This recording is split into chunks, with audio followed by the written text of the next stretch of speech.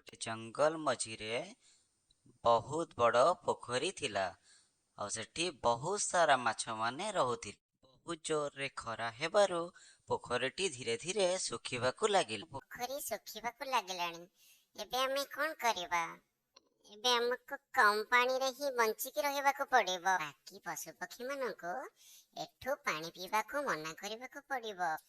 जदि सब पानी सुखी जीवो ताहले आमे मरी जीवा।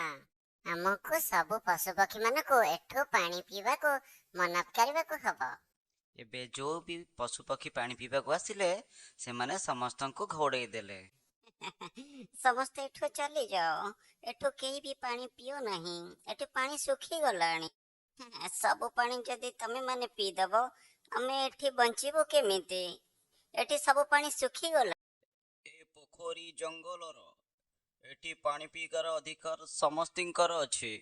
तेणु एठू मु पानी पीकी ही जीवी। मु काहींकी अन्य पोखरी जाइकी पानी पीबी। दिने सिंह राजा सेई पोखरी को पानी पीबाकू आसिले एवं माछ माने एकाठी होई सिंह राजा को सबु कथा जणाइले। आमे माने जीवो कुआडे? आमे जेते मना कला परे भी समस्त पशु पक्षी एइठू आसिकी पानी पिउचंती। पानी सुखी गले आमे मरी जीवो। राजा सिंह सबु पशु पक्षी मानकू एक सभा डकाई माछ मानक विषय रे बुझेइबाकू लागिले। पक्षी माने सुन, एबे हमको माछ मानकू सहाय्य करिबाकू हबो। पानी पोखरू सुखी गले सेमाने मरी जिवे।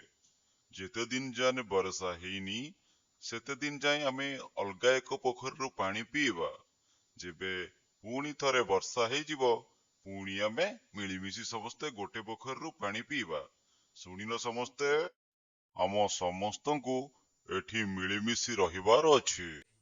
सिंह राजांक सबु कथा सुनिबा परे सबु पशु पक्षी माने स्थिर कले आउ गोटे पोखरु जाई पानी पीबा पाई। କିଛି ଦିନ ଗଲା ପରେ ପୁଣି ବର୍ଷା ଜୋରସେ ହେଲା ଏବଂ ପୋଖରୀଟି ପାଣିରେ ଫୁଲ ହେଇଗଲା ଏବଂ ସବୁ ପଶୁ ପକ୍ଷୀ ମାନଙ୍କୁ ମାଛ ମାନେ ସ୍ୱାଗତ ଜଣାଇଲେ।